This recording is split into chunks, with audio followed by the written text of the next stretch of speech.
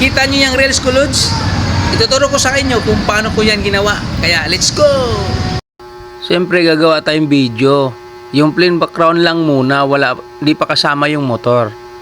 Kailangan kasi sa edit yan. Tapos, ilagay nyo na yung motor nyo.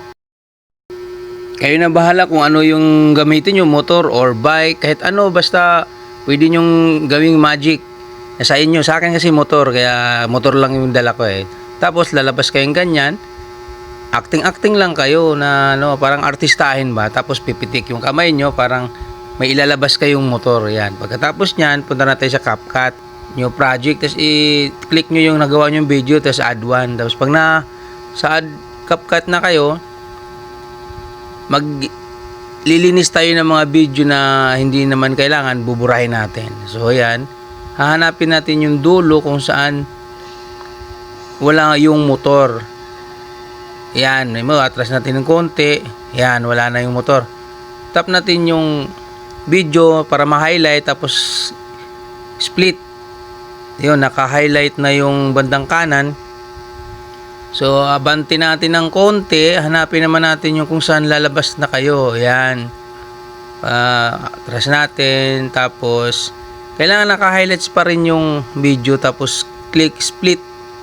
Pag, timing lang mga loads. Tapos, yung bandang kaliwa, buburahin na natin yan.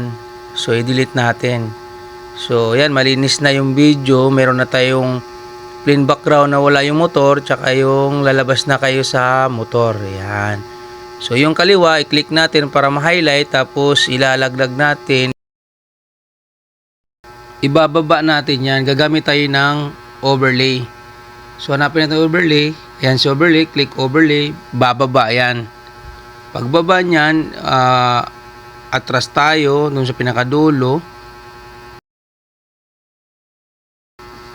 Hanapan naman natin yung mask. Yan. Pagka click mask, tapos pag nasa mask na, piliin natin ang rectangle. Yan si rectangle.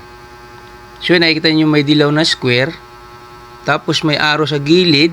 Yan yung adjust na pahaba tsaka pataas. So kayong bahala kung ganun kalaki, itapat nyo yan para matakpan yung motor. Yan. Kasi mamaya gagawin natin yan, i-opacity natin yan. Yan. Kailangan nyo lang takpan yung motor. Yan. Diyan mag-uumpisa ang ating magic. Pag goods na, check nyo lang. Tapos, abanti tayo. Hanapin natin yung timing na pipitik na yung kamay nyo para kunwari ilalabas nyo na yung motor nyo. Mamagikin nyo na lumabas yung motor. So, yan. Timing. Yan. Ita-timing nyo lang. Tapos, click split. Puputulin natin yan. Yung video, puputulin natin. Tapos, pag yan, hanapin natin yung split. I-click nyo yung split. Yan, puputulin natin yung video. Yan, split. Tapos, yung naputol na, putol na yan. Naka-highlights dapat yung nasa kanan. So, yan, gagamitan natin ng opacity yan. So, i-scroll natin yung tools natin, hanapin natin yung opacity. Yan. Pag nakita nyo opacity, may lato-lato dyan, i-drag nyo lang sa 0.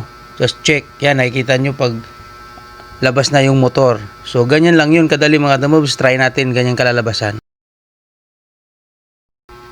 O diba, magic? Pakishare kung may natutunan kayo. Thank you!